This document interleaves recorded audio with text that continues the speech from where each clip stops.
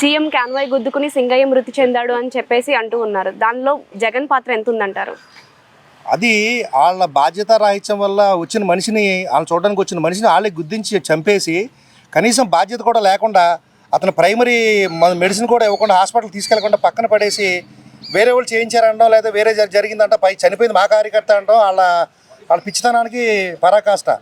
ఎందుకంటే ఒక నాయకుడు అతను కూడా ఒక నాయకుడిగా వచ్చి బయట పరామర్శకు వచ్చినప్పుడు జన సమీకరణాన్ని చేసి ఏదో హైప్ క్రియేట్ చేయడానికి అతను చేసుకున్న దానిలో జరిగిందో భాగంగా వాళ్ళ కార్యకర్తలు అయితే ఎవరైనా సగటు మనిషిగా నైతికత అతనికి హాస్పిటల్ జాయిన్ చేయడం ప్రైమరీ.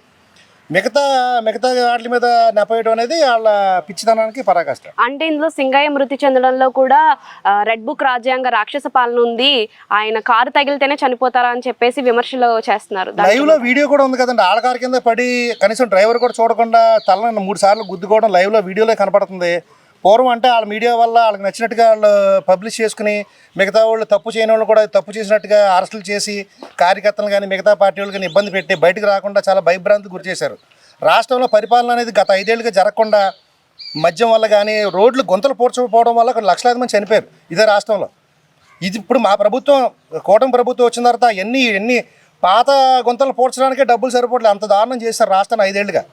యోగాంధ్రకి 300 కోట్లు అనవసరంగా ఖర్చు పెట్టారు, దాన్ని డైవర్ట్ చేయడానికి ఇలాగ జగన్ సీఎం కాన్వాయ్తో గుద్ది చంపేశారని అని అంటున్నారు. అది ఈ టాపిక్ తీసుకొచ్చారు అని అంటున్నారు. దానికి ఏమంటారు? యోగాంధ్ర అనే కార్యక్రమం ఇది దేశం సంబంధించి యోగా అనేది అన్ని చోట్లకి వెళ్ళాలి, ప్రజల ఆరోగ్యం మెరుగుపరచాలనే కార్యక్రమాన్ని ప్రధానమంత్రి నరేంద్ర మోడీ గారు, చంద్రబాబు నాయుడు గారు, పవన్ కళ్యాణ్ గారు అందరూ కలిపి వచ్చి ఇక్కడ ఇండియా సంబంధించిన కార్యక్రమం పెట్టిన కార్యక్రమం. ఇది డబ్బులు ఉత్తి సచివాలయాలకి, ట్యాంకులకి, శ్మశానాలు కూడా రంగులేసి 300 కోట్లు ఖర్చు పెట్టారు.